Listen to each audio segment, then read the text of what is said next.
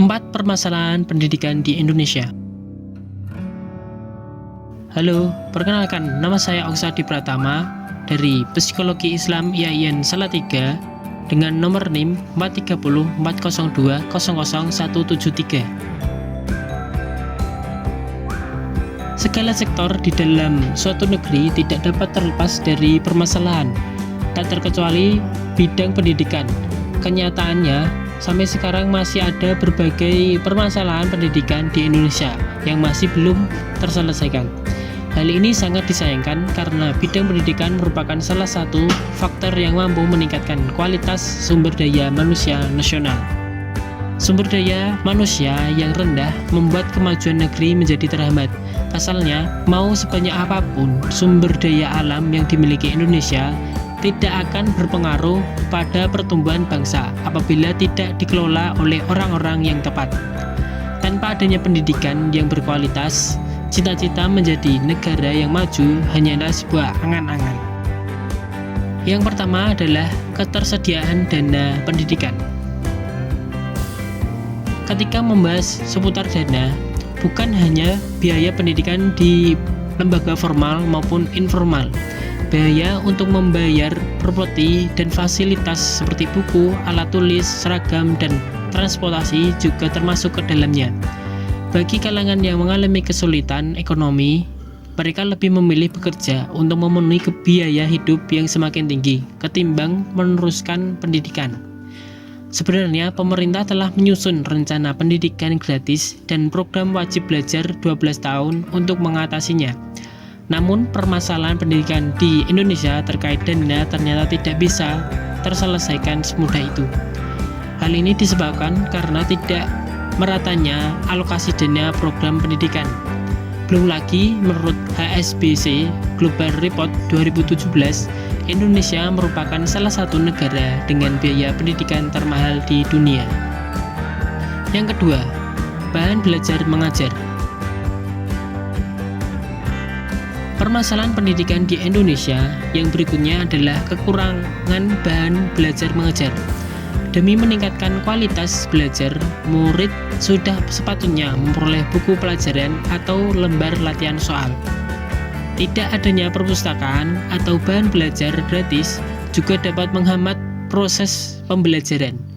Seharusnya bantuan berupa bahan belajar diberikan lebih banyak ke wilayah-wilayah masyarakat kurang mampu. Bukan itu saja, guru juga memerlukan bahan ajar dengan materi yang berkualitas dan sesuai kurikulum terbaru. Jika tenaga pendidik memakai bahan ajar yang ketinggalan zaman, tentu kegiatan mengajar menjadi kurang maksimal. Ini akan berpengaruh pada proses penyerapan ilmu para murid. Yang ketiga, kualitas tenaga pendidik. Kualitas tenaga pendidik yang rendah menjadi salah satu permasalahan pendidikan di Indonesia. Tidak semua guru mampu mengajar materi yang sesuai kompetensi masing-masing. Menurut Global Education Monitoring atau GEM Report 2016 oleh UNESCO, pendidikan di Indonesia menempati urutan ke-10 dan urutan terakhir untuk kualitas guru dari 14 negara berkembang. Selain itu, total guru meningkat secara signifikan, yaitu 382% atau 3 juta lebih pada sekitar tahun 1999 hingga 2000. Jumlah ini tidak sebanding dengan jumlah peserta didik yang berkisar 17% saja. Ditilik dari jumlah guru sebanyak itu, masih ada 52% guru yang belum mempunyai sertifikat profesi dan 25% yang belum memenuhi kualifikasi akademik. Yang keempat, fasilitas yang memadai. Permasalahan pendidikan di Indonesia terkait fasilitas. Fasilitas yang dimaksud mencakup ruang belajar dengan segala isinya. Tidak hanya harus lengkap, fasilitas juga harus memadai. Beberapa contoh fasilitas pendidikan yang perlu disediakan, semisal papan tulis, meja, kursi, perkakas, laboratorium, atau alat elektronik. Bayangkan jika fasilitas tersebut rusak, pasti akan mengganggu proses belajar mengajar. Adapun permasalahan fasilitas yang berkaitan dengan kemajuan teknologi, Meskipun sekarang murid dapat belajar secara digital, hanya kalangan tertentu saja yang bisa menikmatinya. Tetapi murid yang berasal dari keluarga kurang mampu bahkan belum bisa menerima fasilitas esensial yang memadai. Permasalahan seperti inilah yang harus menjadi fokus pemerintah dalam negeri. Berikut adalah penanganan permasalahan pendidikan di Indonesia. Yang pertama, meningkatkan kualitas tenaga pendidik. Yang kedua, meningkatkan efisiensi proses belajar.